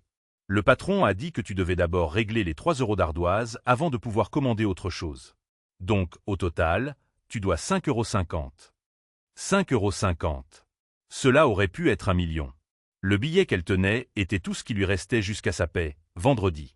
L'avis d'expulsion dans son sac sembla soudain plus lourd, ses bords plus acérés. Une panique froide et aiguë la transperça. Son visage s'empourpra d'une honte si intense qu'elle eut l'impression de recevoir un coup. Le brouhaha du bistrot sembla s'évanouir, remplacé par un silence pesant où chaque regard semblait converger vers elle, témoin de sa déchéance. « Je ne les ai pas », murmura-t-elle, la voix brisée. « Pas maintenant. » L'expression de Jessica s'adoucit une fraction de seconde avant que son masque professionnel ne reprenne sa place. « Liv, désolé. Le règlement, c'est le règlement. » Les yeux d'Olivia la piquèrent, emplis de larmes qu'elle se refusa à verser. Elle était prise au piège. Incapable de payer, incapable de partir. Prisonnière de l'endroit même qui aspirait lentement sa vitalité. Son regard tomba sur le morceau de pain à moitié consommé dans son assiette, et une vague de nausée la submergea. C'est alors qu'une voix basse et calme déchira le voile épais de son humiliation. « Mettez ça sur mon addition. » C'était l'homme du comptoir. Il s'était approché si discrètement qu'elle ne l'avait pas entendu. Il se tenait près de sa banquette, son attention tournée non pas vers elle, mais vers Jessica. Il posa un billet de 20 € sur le comptoir. Et pour le dérangement occasionné à la jeune femme, ajouta-t-il d'une douce voix de baryton. « Assurez-vous, s'il vous plaît, qu'elle reçoive la monnaie. » Les yeux de Jessica s'écarquillèrent un instant, mais elle se contenta d'hocher la tête en prenant l'argent. « Entendu. » L'homme tourna légèrement la tête, et pour la première fois, ses yeux bleus croisèrent ceux d'Olivia. Il n'y avait dans son regard nulle pitié, nulle condescendance. Seulement une compréhension silencieuse, une chaleur réconfortante comme un rayon de soleil après une semaine de pluie. Tout le monde a des jours comme ça, dit-il doucement, un léger sourire bienveillant esquissé sur ses lèvres. Gardez la tête haute. Puis, aussi silencieusement qu'il était apparu, il s'en alla. Il franchit la porte et se fondit dans le flux incessant de la rue. Olivia resta pétrifiée dans sa banquette, tandis que les bruits du bistrot reprenaient leur cours. Le cliquetis, le sifflement, le bourdonnement, mais il sonnait différemment. Le billet de 20 € sur le comptoir était le témoignage silencieux d'une bonté improbable. Jessica s'approcha et déposa 14,50 € sur la table. « Il a insisté pour que vous ayez ça », dit-elle d'une voix plus douce qu'à l'accoutumée. Olivia contempla l'argent. C'était plus que ce qu'elle gagnait en 2 heures de travail. C'était assez pour des provisions. Assez pour reprendre son souffle, ne serait-ce qu'un instant. Ce n'était pas juste de l'argent. C'était une ligne de vie. Un acte de grâce singulier et inexplicable, offert par un homme au pull gris élimé qu'il avait vu au plus bas et n'avait pas détourné le regard. Alors qu'elle serrait les billets dans sa main, les larmes qu'elle avait si âprement contenues se mirent à couler. Non pas des larmes de honte, mais des larmes nées d'un espoir fragile et naissant. Qui était-il, cet homme, dans une ville de plusieurs millions d'âmes? Un simple inconnu. Mais pour Olivia Dubois, il était le seul qui comptait. Les 14,50 € semblaient avoir une valeur inestimable dans la main d'Olivia. Bien plus que du simple papier-monnaie, il représentait une parcelle de grâce tangible dans un monde qui lui en avait été si avare. Ce soir-là, renonçant au pain grillé qui devait constituer son dîner, elle s'offrit une petite boîte d'œufs, une miche de pain frais et une brique de lait. Ce fut un véritable festin. En savourant ce repas simple, elle le vécut comme une célébration, une révolte silencieuse contre le fardeau écrasant de sa situation. La bienveillance de l'inconnu avait fait bien plus que payer un repas. Elle lui avait restitué un fragment de sa dignité perdue. Cependant, la gratitude s'accompagnait d'une curiosité insatiable. Il s'était évanoui aussi rapidement qu'il était apparu, tel un bienfaiteur spectral. Elle rejoua la scène dans son esprit des centaines de fois, se remémorant le poignet effiloché de son pull, l'autorité tranquille de sa voix, le bleu intense de ses yeux. Il n'avait rien d'ostentatoire ou de bruyant. Une substance, une quiétude presque magnétique émanait de lui. « Tu as vu le type qui a payé mon déjeuner » demanda-t-elle à Jessica le lendemain, s'efforçant de prendre un air désinvolte pendant qu'elle réapprovisionnait les distributeurs de serviettes. Jessica haussa les épaules, toute son attention concentrée sur l'alignement parfait des salières et poivrières. Un type en pull gris, jamais vu. Pourquoi? Tu crois que c'est ton prince charmant? Non, c'était juste gentil, tu sais, répondit Olivia, les joues en feu. Les gens ne sont pas souvent aussi gentils. À qui le dis-tu? Grommela Jessica en se déplaçant vers la table voisine. Le client de la Neuf a voulu payer avec un bon de réduction d'un autre restaurant, prétextant que l'ambiance était similaire. Ne te fais pas d'illusions pour un seul type correct. Liv, cette ville te broiera. Il a sans doute juste eu pitié. Ces mots la piquèrent au vif, surtout parce qu'ils faisaient écho à ses propres craintes. N'était-ce que cela? De la pitié? Elle refusait de le croire. Le regard qu'il lui avait lancé n'exprimait pas la pitié. C'était autre chose, de plus profond. De l'empathie. Une forme de reconnaissance. Son obsession s'intensifia. Elle se mit à guetter la porte du bistrot avec une acuité presque douloureuse, son cœur s'emballant à chaque fois qu'un homme d'un certain âge et d'une certaine stature entrait. Mais il ne revint jamais. Comme s'il n'avait été qu'un mirage, une vision fugace engendrée par son désespoir. Quelques jours plus tard, en nettoyant la banquette où elle s'était assise ce jour-là, ses doigts butèrent sur un objet coincé entre les coussins de vinyle. Un stylo. Pas un vulgaire stylo en plastique. Celui-ci était lourd, façonné dans un bois sombre et poli qu'elle ne connaissait pas, rehaussé d'élégants détails argentés. Un objet de luxe, manifestement déplacé au coin gourmand. Aucun logo, aucune marque, seulement une petite lettre complexe, un « B », finement gravé près de l'agrafe. Il devait lui appartenir. Elle le serra dans sa main comme une sainte relique. C'était son unique indice, un lien matériel avec l'homme mystérieux qu'elle avait baptisé Beaumont dans ses pensées, en référence à ce B. Elle le montra à Jessica, dont le seul commentaire fut « Tu pourrais sans doute en tirer 50 € chez un prêteur sur gage ». Olivia ignora sa remarque. Ce stylo n'était pas à vendre. Il était destiné à être retrouvé. Le problème, c'est qu'elle n'avait aucune autre piste. Il n'avait laissé ni nom, ni trace, hormis un billet de 20 € et un souffle de bienveillance. Ses recherches en ligne pour Beaumont-Valombre homme-père repas serveuse ne donnaient rien, se perdant dans le bruit blanc de l'océan numérique. Alors même que cette fragile lueur d'espoir commençait à germer en elle, une ombre de son passé ressurgit. Marc, son ex-petit ami.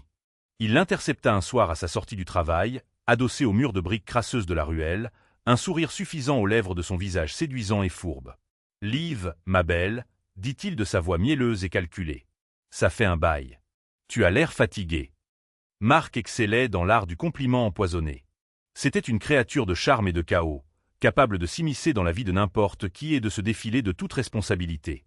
Leur relation avait été un tourbillon de passion et de toxicité, qui avait pris fin 6 mois plus tôt quand elle avait découvert qu'il avait vidé sa carte de crédit pour une opportunité d'investissement à ne pas manquer, qui s'était révélée être un tournoi de poker. « Que veux-tu, Marc » demanda Olivia, agrippant la lanière de son sac, le poids rassurant du stylo en bois à l'intérieur. « J'ai entendu dire que tu avais reçu un peu d'argent, » dit-il, les yeux brillants de convoitise. « Il paraît qu'un type riche s'est pris d'affection pour toi au bistrot.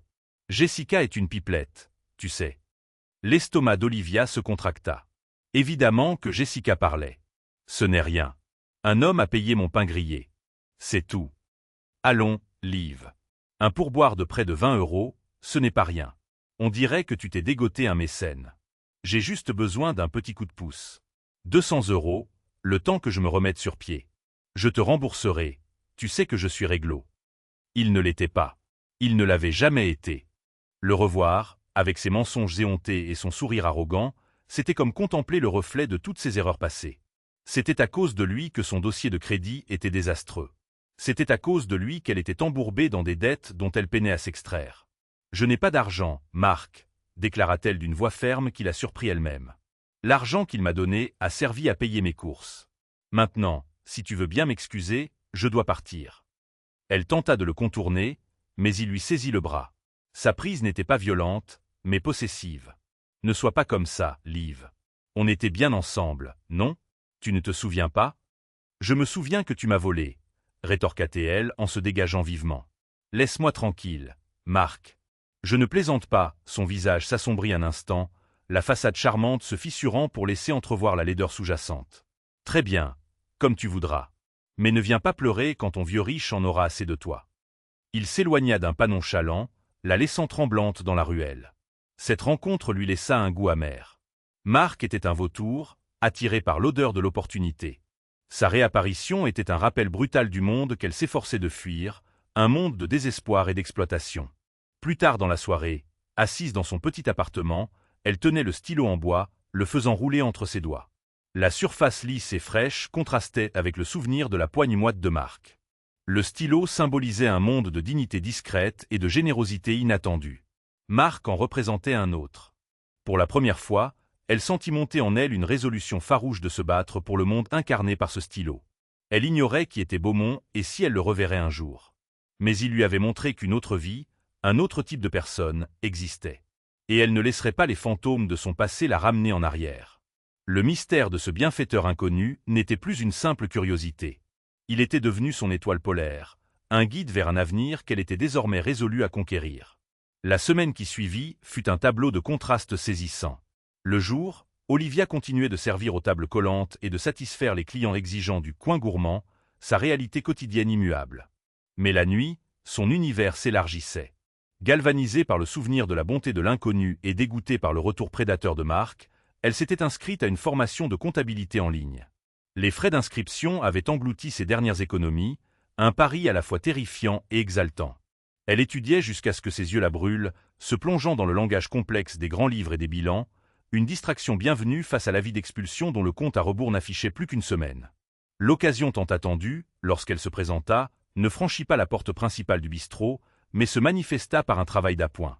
Jessica, malgré son cynisme apparent, avait un cousin à la tête d'une prestigieuse entreprise de traiteurs. Ils avaient un besoin urgent d'une serveuse supplémentaire pour un événement de dernière minute, un gala de charité. La rémunération pour une seule soirée de travail s'élevait au triple de son salaire horaire au bistrot. Olivia n'hésita pas une seconde. L'événement se déroulait au domaine de Belle-Rive, une propriété si somptueuse qu'elle semblait tout droit sortie d'un autre siècle. Juchée sur une colline dominant la ville de Valombre, sa façade en pierre calcaire irradiait sous un éclairage théâtral. Vêtue d'un uniforme noir et blanc impeccable qui lui semblait étranger, Olivia se sentait comme une intruse.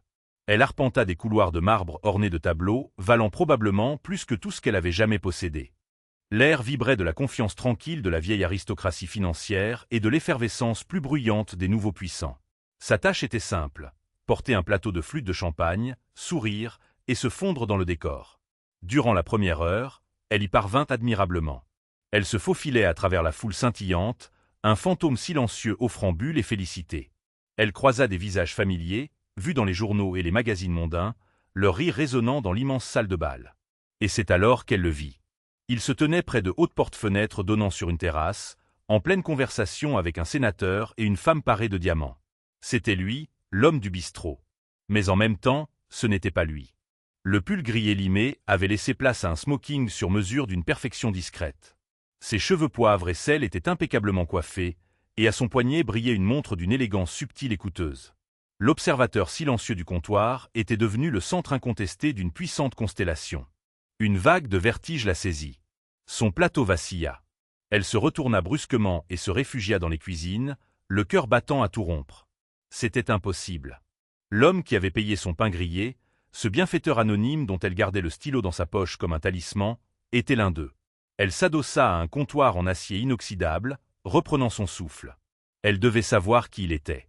Jetant un regard furtif dans la salle de bal, elle observa à nouveau, son esprit peinant à concilier les deux facettes de cet homme, le client modeste du bistrot et le titan de l'industrie. Une responsable du service traiteur, une femme austère nommée Hélène, passa près d'elle d'un pas pressé. « Olivia, l'hôte va prononcer son discours de bienvenue. Assurez-vous que les verres sont pleins dans l'aile ouest. » « L'hôte » demanda Olivia d'une voix à peine audible. « Qui est l'hôte de l'événement » Hélène lui lança un regard interloqué. « Vous l'ignorez ? C'est sa demeure. Voici Arthur Beaumont, le dirigeant de Beaumont Industries, le plus grand promoteur technologique et immobilier de la région. Tâchez de suivre. » Arthur Beaumont. Le nom résonna en elle avec la force d'un choc.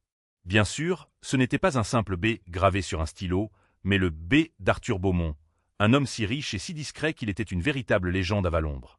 Son entreprise avait érigé les gratte-ciel qui dessinaient la silhouette de la ville. La rumeur le disait plusieurs fois milliardaire. La pièce se mit à tanguer.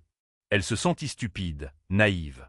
Ses rêves de retrouver ce gentil inconnu pour le remercier lui parurent soudain absurdes. Que lui dirait-elle ? « Merci pour les 14,50 €, monsieur le milliardaire. Cela m'a vraiment aidé. » Le gouffre qui les séparait n'était pas un simple fossé. C'était un canyon immense, infranchissable. Il n'avait pas été simplement un homme bienveillant. Il avait été un roi en visite dans un village de paysans, posant un geste de charité modeste et anodin. Les mots de Jessica lui revinrent en mémoire. Il a sans doute juste eu pitié. Son service l'obligeait à circuler. Se cacher n'était pas une option. Prenant une profonde inspiration pour se calmer, elle saisit un nouveau plateau de boissons et se força à retourner dans l'arène, résolue à rester invisible. Elle longea les murs, le regard fixé sur le sol, sur le bord des verres, sur n'importe quoi sauf lui. Alors qu'elle tendait un verre à une femme près d'une grande fougère en pot, elle surprit une conversation qui la glaça. Deux hommes en costumes impeccables se tenaient non loin, leur voix basse et chargée de venin. Beaumont a l'air satisfait de lui, dit l'un d'eux avec un rictus méprisant. Qu'il en profite, répliqua l'autre. Elle reconnut cet homme pour l'avoir vu dans un magazine économique. C'était Grégoire Fournier, le PDG d'une entreprise concurrente, Fournier Immobilier Global. Un homme à la réputation de prédateur en affaires. Il croit que le projet Phoenix est dans la poche. Il n'a aucune idée de ce qui l'attend. Je vais savourer la chute de son empire immaculé. Après ce qu'il a fait à mon père, c'est la moindre des choses. L'atout est en place ? Demanda le premier homme. Fournier but une lente gorgée de son whisky. Elle l'est, et parfaitement positionnée. Beaumont ne verra rien venir. Il a une faiblesse pour les causes perdues. Ce sera sa perte. Olivia se figea, le plateau soudain aussi lourd qu'une tonne. Une faiblesse pour les causes perdues. Ces mots la transpercèrent. Était-elle une cause perdue ? Sa gentillesse au bistrot n'était-elle qu'un caprice, un schéma de comportement ? Cette conversation brossait un portrait d'Arthur Beaumont aux antipodes du gentleman du comptoir. Elle évoquait des affaires impitoyables, de vieilles rancunes, et une trahison imminente et savamment orchestrée. La tête lui tournait, un mélange de confusion et de peur. Elle se retourna pour fuir, pour retrouver la sécurité des cuisines, mais il était trop tard. En pivotant, elle se retrouva nez à nez avec lui. Arthur Beaumont. Il ne regardait plus le sénateur ni la femme au diamant. Son regard était fixé sur elle, et sur son visage se dessinait une lente expression de reconnaissance. La salle de bal, avec ses lustres étincelants et sa symphonie de conversations feutrées, s'effaça dans un silence sourd et vrombissant. Pendant un long instant suspendu, il n'y eut que l'espace qui les séparait, chargé de la vérité improbable de leurs deux réalités. L'esprit d'Olivia tournait à plein régime, cherchant une issue, les mots justes, un moyen de remonter le temps pour rester une serveuse anonyme en uniforme noir et blanc. Mais l'expression d'Arthur Beaumont ne trahissait ni agacement ni supériorité. C'était une surprise sincère et chaleureuse. Un lent sourire se dessina sur son visage, ce même sourire bienveillant dont elle se souvenait du bistrot, un sourire qui illuminait ses yeux d'un bleu saisissant. « Olivia », dit-il, sa voix basse et calme agissant comme une encre dans l'océan de sa panique. Il se souvenait de son nom. Ce détail était si choquant, si inattendu, qu'il calma momentanément le flot de ses pensées affolées. « Monsieur Beaumont », parvint-elle à balbutier d'une petite voix. Elle inclina la tête, tentant de se faire toute petite, de réintégrer son rôle de serveuse invisible. Du champagne. Il eut un petit rire, un son riche et agréable. Il prit une coupe de son plateau, ses doigts effleurant les siens un bref instant. Ce contact lui envoya une décharge, une étincelle d'électricité à la fois terrifiante et exaltante. « Je crois que je vous dois des excuses, » dit-il, son regard la retenant captive, l'empêchant de détourner les yeux. « Pour le caractère peu conventionnel de notre première rencontre. J'espère ne pas vous avoir mise dans l'embarras. »« Non, pas du tout, » répondit-elle trop vite. « Vous avez été incroyablement gentil. Merci. J'ai quelque chose qui vous appartient. » Sa main se porta instinctivement vers la poche de son tablier, où elle avait glissé le stylo en bois comme un porte-bonheur. Plus tard, dit-il en désignant la foule d'un léger mouvement de tête. « Cela vous dérangerait-il ? J'aimerais vous parler un instant, dans un endroit plus calme. » Ce n'était pas tant une question qu'un ordre doux. Il l'entraîna loin de la foule, à travers les hautes portes-fenêtres, sur la terrasse en pierre qu'elle avait aperçue plus tôt. L'air frais de la nuit fut un soulagement bienvenu, dissipant la chaleur étouffante de son anxiété. La ville de Valombre scintillait à leurs pieds, un tapis d'1 million de petites lumières. « Je fréquente parfois des endroits comme le Coin Gourmand, » commença-t-il, s'adossant à la balustrade pour lui faire face. « Ça m'aide à garder les pieds sur terre. Ma vie peut devenir une chambre d'écho. Les costumes, les salles de conseil, les galas. On finit par oublier ce qui est réel. Ce bistrot, lui, est réel. » Olivia écoutait, son cœur battant toujours la chamade. Elle était incapable de formuler une pensée cohérente, encore moins une réponse. Elle buvait ses paroles, essayant de comprendre comment cet homme, ce titan, pouvait parler avec une telle simplicité et une telle conscience de soi. L'homme qui bâtissait des tours touchant le ciel cherchait la réalité dans un modeste bistrot graisseux. L'ironie était presque trop forte pour être saisie. Il poursuivit, sa voix s'adoucissant, créant une bulle d'intimité autour d'eux sur la terrasse baignée de lune. « Je vous ai remarqué ce jour-là, bien avant l'incident avec votre paiement. J'ai observé votre façon de gérer vos tables. L'homme à la soupe, la famille aux enfants turbulents. Vous faisiez preuve d'une patience incroyable, d'une grâce tranquille face à l'adversité. J'ai été impressionné. » Ces mots étaient un baume sur les blessures que cette journée lui avait infligées. Il ne l'avait pas seulement vu dans sa détresse, il l'avait vu dans sa force. « Quand j'ai compris que vous aviez des ennuis, j'ai agi instinctivement. Cela n'avait rien à voir avec de la pitié, » dit-il, prononçant le mot « pitié », comme s'il l'avait arraché à sa peur la plus profonde. L'entendre le nier, voir la sincérité dans ses yeux, fut une validation dont elle ne savait pas qu'elle avait désespérément besoin. « Tenez », dit-elle, retrouvant enfin sa voix. Elle sortit le stylo de sa poche et le lui tendit. « Vous avez laissé ceci. » Il contempla le stylo dans sa paume et un sourire différent, plus mélancolique, se dessina sur ses lèvres. « Mon père me l'a offert pour mon diplôme. » Il disait, « Le caractère d'un homme se révèle dans les objets qu'il conserve. » Je croyais l'avoir perdu à jamais. Il le prit, ses doigts effleurant à nouveau les siens. « Merci.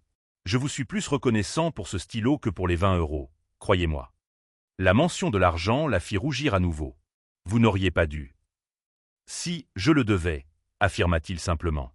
Il contempla les lumières de la ville. « Les gens s'imaginent que parce que je possède tout cela, je ne comprends pas la difficulté.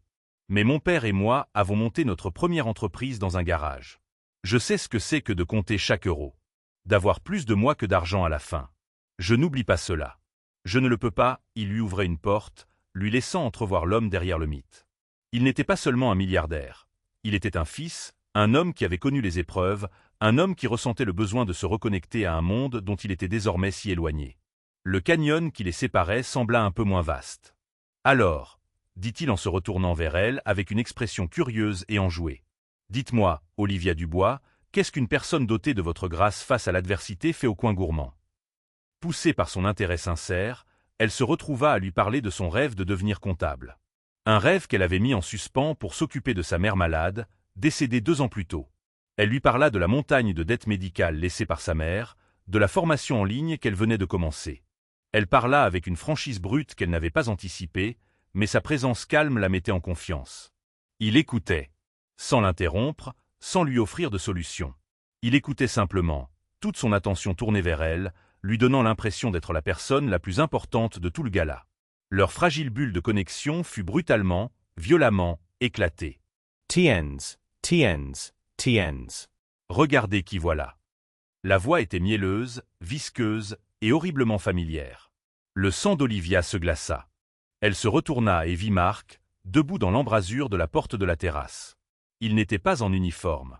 Il portait un blazer voyant et mal ajusté, et un sourire suffisant et possessif. Il avait dû s'incruster à la fête, se frayant un chemin devant la sécurité avec son charme habituel. « Liv, ma belle, je savais que tu grimpais dans le monde, but je ne savais pas que tu avais pêché le plus gros poisson de l'océan, » dit Marc, son regard avide passant d'Olivia à Arthur. « Marc, qu'est-ce que tu fais ici ?» La voix d'Olivia n'était qu'un murmure de panique. « Tu dois partir. »« Je voulais juste féliciter ma copine, » dit-il en s'avançant sur la terrasse, violant délibérément leur espace. Il posa une main familière et non désirée sur le bras d'Olivia. « Tu vois, mon vieux, Olivia et moi, on a une histoire. Une longue histoire. Elle te sert peut-être des vers ce soir, mais l'année dernière. » Il laissa l'insinuation planer, épaisse et empoisonnée. Olivia se sentit mal. Elle tenta de se dégager, mais sa prise se resserra. Arthur Beaumont n'haussa pas le ton. Il ne bougea pas d'un cil. Il se contenta de fixer la main de Marc sur le bras d'Olivia, et ses yeux bleus devinrent de glace. La chaleur avait disparu, remplacée par une autorité formidable et absolue, plus terrifiante que n'importe quel cri. « Retirez votre main, » dit Arthur. Les mots étaient calmes, mais ils avaient le poids d'une avalanche. Marc, pour la première fois, sembla réaliser qu'il avait fait une erreur de calcul. Son sourire narquois s'effaça. « Et, je parle juste à ma petite amie. »« Non, ce n'est pas le cas, » déclara Arthur en faisant un demi-pas en avant. « Vous harcelez l'une de mes invitées et vous êtes sur ma propriété sans y avoir été invité. Vous avez 10 secondes pour partir avant que mon service de sécurité ne s'en charge. Et je vous assure qu'ils seront bien moins polis que moi. » Il émanait de lui une puissance palpable, une certitude inébranlable qui ne laissait aucune place à la discussion. Marc, l'escroc accompli, se heurta enfin à un mur infranchissable. Il lâcha le bras d'Olivia comme s'il était brûlant, lui lança un regard venimeux, puis se hâta de retourner dans la salle de bal et disparut. Olivia resta là, tremblante, la sensation fantôme de la poigne de Marc encore sur sa peau. Arthur se tourna vers elle, l'autorité glaciale de son regard s'effaçant pour laisser place à une profonde inquiétude. « Est-ce que ça va ?» demanda-t-il doucement. Elle ne put cocher la tête, incapable de parler. Il l'avait défendue. Il l'avait protégée. Il n'avait pas mis en doute les affirmations de Marc, ni ne l'avait regardé avec suspicion. Il s'était simplement tenu à ses côtés. À cet instant, il n'était plus un milliardaire ni une légende. Il était Arthur, l'homme bienveillant du bistrot, et elle réalisa avec une certitude à la fois terrifiante et merveilleuse qu'elle était en train de tomber amoureuse de lui. Les répercussions du gala furent une explosion silencieuse mais dévastatrice.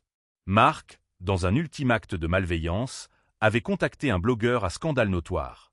Le lendemain matin, un article paraissait en ligne avec un titre tapageur. La nouvelle œuvre de charité de Beaumont. Le milliardaire séduit une serveuse et repousse son ex jaloux. L'article était un mélange toxique de demi-vérités et de spéculations malveillantes, dépeignant Olivia comme une Cendrillon des temps modernes et une demoiselle en détresse, tout en présentant Arthur comme un prédateur attiré par les jeunes femmes vulnérables. Olivia lut l'article sur son téléphone pendant sa pause au bistrot, les mots se brouillant à travers un voile de larmes brûlantes et humiliées. L'article, bien qu'inexact dans son ton et ses intentions, eut un effet catastrophique. Il la projeta sous les feux d'une rampe aveuglante et importune. Soudain, elle n'était plus invisible. Les habitués du bistrot la regardaient différemment, avec une nouvelle curiosité mêlée de suspicion. Des chuchotements l'accompagnaient lorsqu'elle portait des assiettes d'œufs et de bacon. L'attitude de Jessica évolua d'un cynisme ironique à un mélange complexe d'envie, d'inquiétude et de ressentiment. « Alors, tu te lances vraiment, hein » demanda Jessica un après-midi, adossée au comptoir pendant qu'Olivia astiquait les couverts. Sortir avec Arthur Beaumont. Je ne sors pas avec lui, insista Olivia, frottant une fourchette avec une telle énergie qu'elle craignit de la tordre. Je lui ai parlé 2 fois. Eh bien, toute la ville le croit. Tu ferais mieux de faire attention, Liv. Les types comme lui ne sortent pas avec des filles comme nous. Nous sommes une distraction, un amusement. Quand ils ont fini de jouer, ils rangent leurs jouets. Ces mots étaient cruels, mais ils faisaient écho aux craintes qui germaient déjà dans le cœur d'Olivia. N'était-elle que cela? Une cause perdue, une distraction? Arthur l'appela cet après-midi-là. Son cœur bondit lorsque son nom complet s'afficha sur l'écran. Il avait dû obtenir son numéro auprès de l'entreprise de traiteur. J'ai vu l'article, dit-il, la voix empreinte de regret. Je suis sincèrement désolé, Olivia. C'est de ma faute. Mon monde peut être envahissant. Je n'aurais jamais dû vous y exposer. Ce n'est pas de votre faute, répondit-elle d'une petite voix. C'est celle de Marc. Néanmoins, je tiens à réparer cela. Accepteriez-vous de dîner avec moi ce soir? Dans un endroit privé. Un endroit où nous pourrons vraiment discuter, loin des blogueurs à scandale et des ex-petits amis. Elle n'hésita qu'une seconde. Malgré sa peur et le chaos ambiant, son désir de le revoir, de comprendre l'homme derrière les gros titres, était plus fort. D'accord. Il ne l'emmena pas dans un restaurant 5 étoiles. Une voiture discrète vint la chercher et la conduisit à un petit bâtiment sans prétention dans un quartier tranquille de la ville.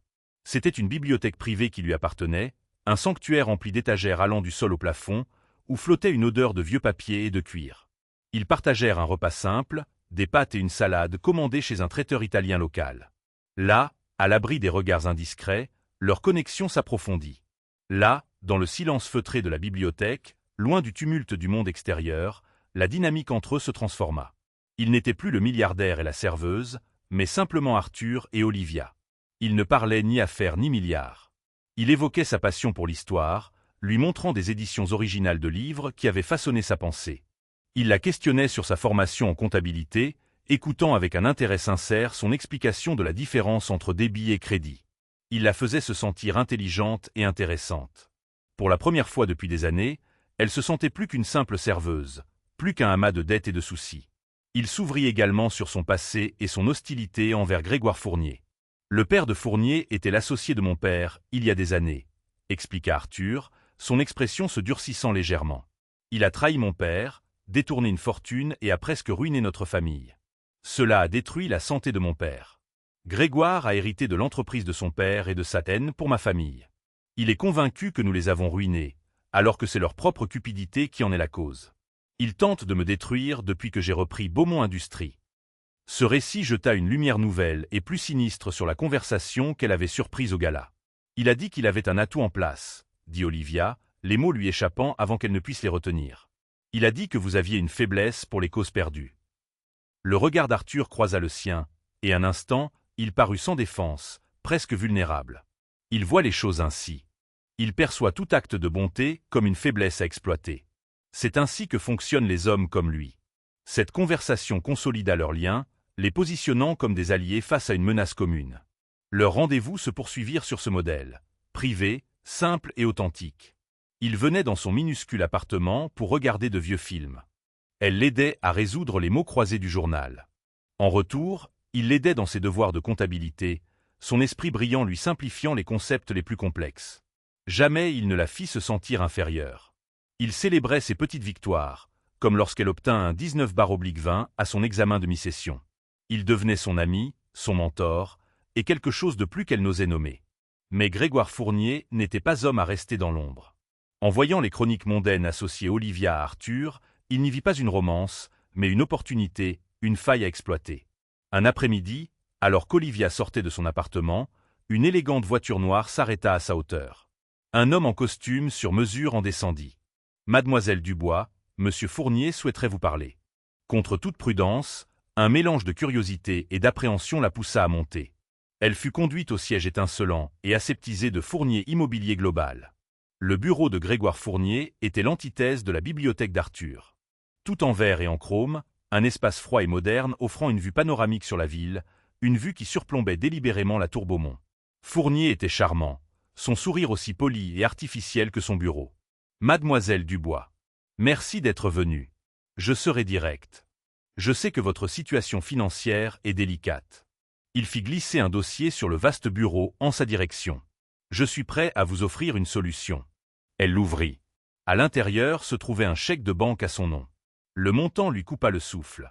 C'était suffisant pour rembourser toutes ses dettes, les frais médicaux de sa mère, absolument tout. Suffisant pour commencer une nouvelle vie. En échange de quoi? Demanda-t-elle, la voix tremblante. D'informations, répondit Fournier d'un ton suave. Arthur est un homme très secret. J'ai besoin de connaître ses projets à venir, en particulier le projet Phénix, ses emplois du temps, ses conversations privées. Vous êtes dans une position unique pour obtenir ces informations. Donnez-moi quelque chose que je puisse utiliser contre lui, et ce chèque est à vous.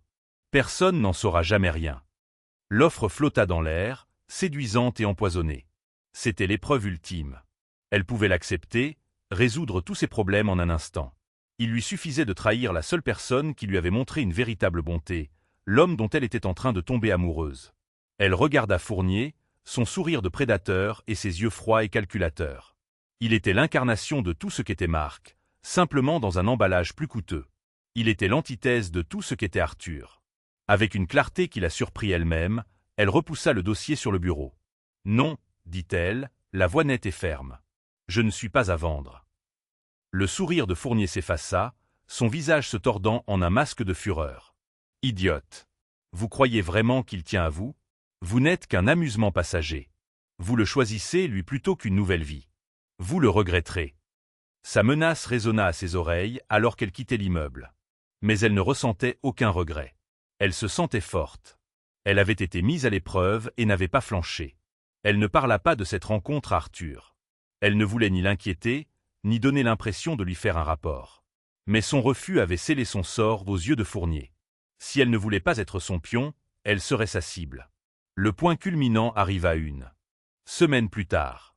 Arthur était sur le point de conclure le projet Phénix, un projet de rénovation urbaine colossal qui devait transformer un quartier délabré de Valombre et devenir le couronnement de sa carrière. Le matin même de la finalisation de l'accord, un article fit l'effet d'une bombe dans le plus respecté des journaux financiers de la ville. L'article affirmait que Beaumont Industries faisait l'objet d'une enquête fédérale pour espionnage industriel. Il alléguait que l'entreprise avait piraté les serveurs de Fournier Immobilier pour voler des données confidentielles relatives à l'appel d'offres du projet Phénix. Pour preuve, il présentait des captures d'écran de mai et de journaux de données cryptées. La source de la fuite, un informateur anonyme. La preuve la plus accablante, cependant, était un journal de sécurité montrant un transfert de données depuis les serveurs de Beaumont vers une adresse IP externe. Une adresse IP qui menait au Wi-Fi public d'un petit café, juste en face de l'appartement d'Olivia Dubois. L'article insinuait lourdement que l'informateur anonyme était la nouvelle petite amie d'Arthur, la serveuse sans le sou, qu'il avait trahi pour de l'argent de son plus grand rival. C'était un piège parfaitement orchestré, et Olivia venait de tomber en plein dedans. Le monde s'effondra. L'article eut l'effet d'une déflagration, et Olivia se retrouva à l'épicentre. En quelques heures, son visage fut affiché sur tous les sites d'information et les écrans de télévision de Valombre. Le récit, brutal et rapide, la dépeignait comme la serveuse vénale, la Mata-Hari des classes populaires qui avait séduit un milliardaire solitaire pour le trahir au profit de son rival. Le mensonge méticuleusement élaboré par Grégoire Fournier était parfait. Il exploitait tous les préjugés existants sur la classe sociale, le pouvoir et les relations. Il était crédible parce que les gens voulaient y croire. Son téléphone sonnait sans relâche, assailli d'appels de journalistes lui offrant de l'argent pour sa version des faits. Une meute de reporters campait devant son immeuble, leurs flashs crépitant comme des stroboscopes à chaque mouvement d'ombre derrière sa fenêtre. Elle se sentait comme un animal pris au piège. Le sanctuaire de son petit appartement était devenu une cage. Le coup le plus cruel vint de ses proches. Jessica lui envoya un unique SMS, « Je t'avais prévenu. Je n'arrive pas à croire que tu lui aies fait ça. » Ce message fut un poignard en plein cœur. Même son propriétaire, qui la harcelait pour son loyer, l'appela pour lui dire qu'il ne voulait pas de ce genre de problème dans son immeuble et que son expulsion était désormais non négociable. Elle était complètement, irrémédiablement seule. Le monde s'était retourné contre elle sur la base d'un mensonge. Assise sur le sol, l'avis d'expulsion dans une main, son téléphone vibrant de messages haineux dans l'autre, elle fut submergée par un désespoir si profond qu'il menaçait de l'engloutir. Elle n'avait eu aucune nouvelle d'Arthur. Le silence. Un silence terrible, assourdissant, qui sonnait comme un verdict. L'avait-il cru? Après tout ce qu'ils avaient partagé, avait-il finalement conclu qu'elle n'était qu'un autre pion de Fournier? Cette pensée était plus douloureuse que toutes les calomnies des médias. La pression sur Arthur était immense. La nouvelle provoqua une chute vertigineuse de l'action de Beaumont Industries. Le conseil d'administration se réunit en urgence, leur voix formant un chœur de panique et d'accusation. Ils le pressèrent, exigèrent qu'il coupe immédiatement les ponts avec Olivia. « Faites une déclaration », conseilla le principal membre du conseil, un homme austère nommé Robert. « Dénoncez-la. Présentez-vous comme la victime d'un piège. C'est le seul moyen de contrôler la narration et de sauver le projet Phénix. » Arthur était assis à la tête de la vaste table en acajou, écoutant leurs conseils fébriles. Il regarda les preuves accablantes projetées sur l'écran, les emails falsifiés, les journaux de données truqués, l'adresse IP du café en face de l'appartement d'Olivia. Le dossier était convaincant, une trahison en apparence flagrante. Mais en examinant ces données, il ne pensait ni au cours de la bourse, ni au contrat.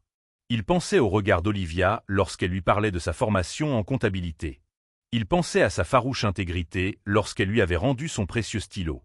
Il pensait à la force dans sa voix lorsqu'elle lui avait confié ses rêves mis en suspens. Il pensait à la femme qui l'aidait à résoudre des mots croisés et qui se sentait plus à l'aise dans sa bibliothèque qu'à un gala. Il la connaissait. Pas la caricature des gros titres, mais la femme réelle. Et la femme qu'il connaissait était incapable d'une telle chose. Il se leva, imposant le silence dans la salle. « Non, dit-il, la voix calme mais inflexible. Il n'y aura aucune déclaration dénonçant Olivia Dubois. » Robert balbutia. « Arthur, soyez raisonnable. C'est un risque que nous ne pouvons pas nous permettre. »« Elle n'est pas un risque, Robert, » rétorqua Arthur, son regard balayant les visages stupéfaits du conseil. « C'est la femme que j'aime, et j'ai une confiance absolue en elle. Grégoire Fournier a commis une erreur critique. Il nous a sous-estimés tous les deux. La séance est levée.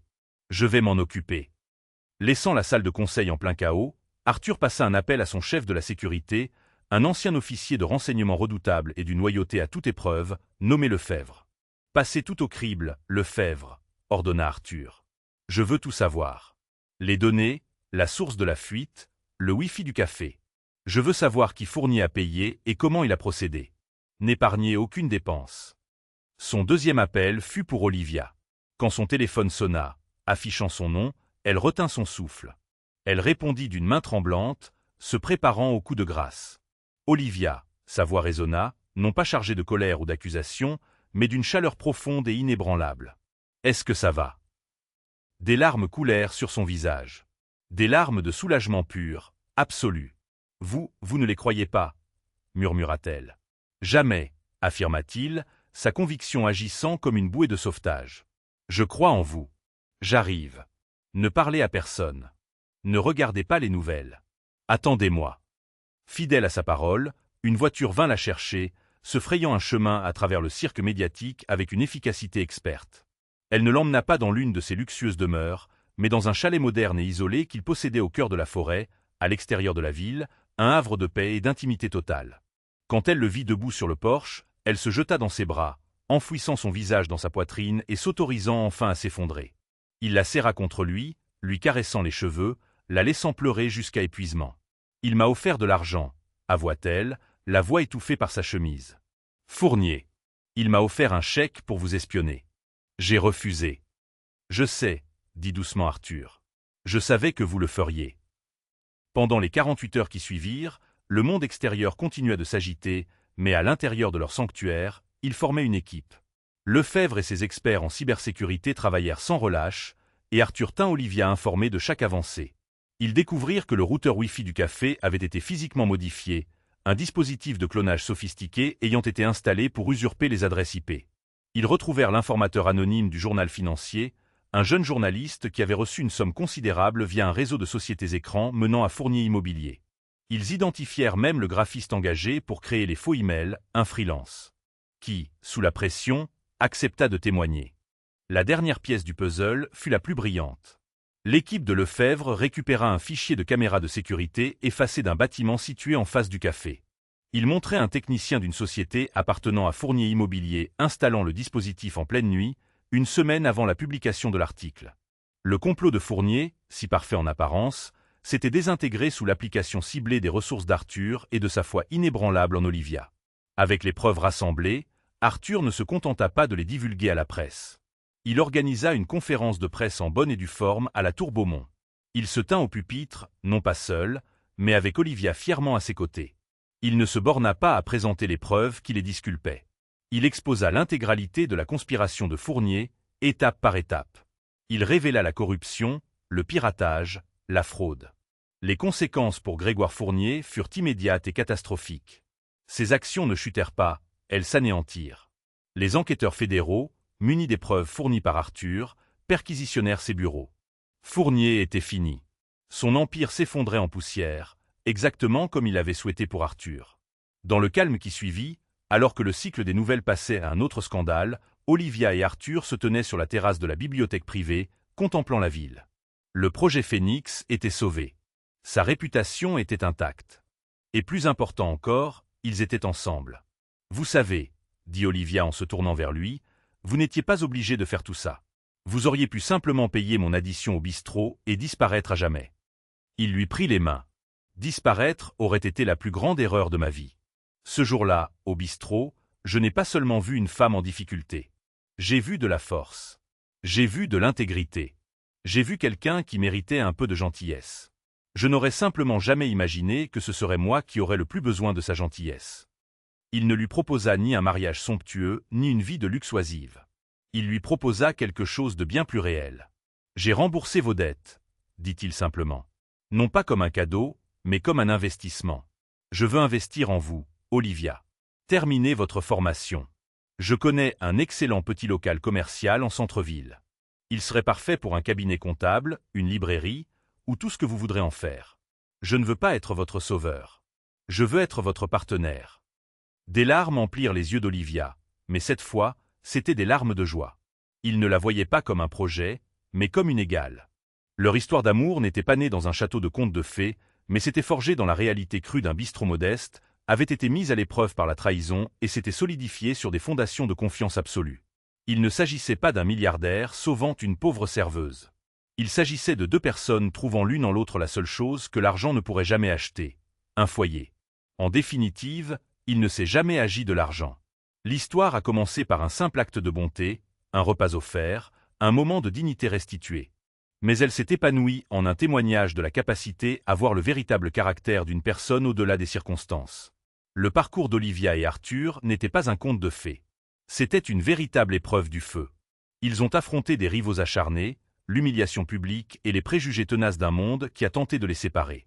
Leur amour a prouvé que les fondations les plus solides ne sont pas bâties sur la richesse ou le statut, mais sur une confiance inébranlable, un respect mutuel et le courage de rester aux côtés de quelqu'un lorsque le monde entier vous dit de partir.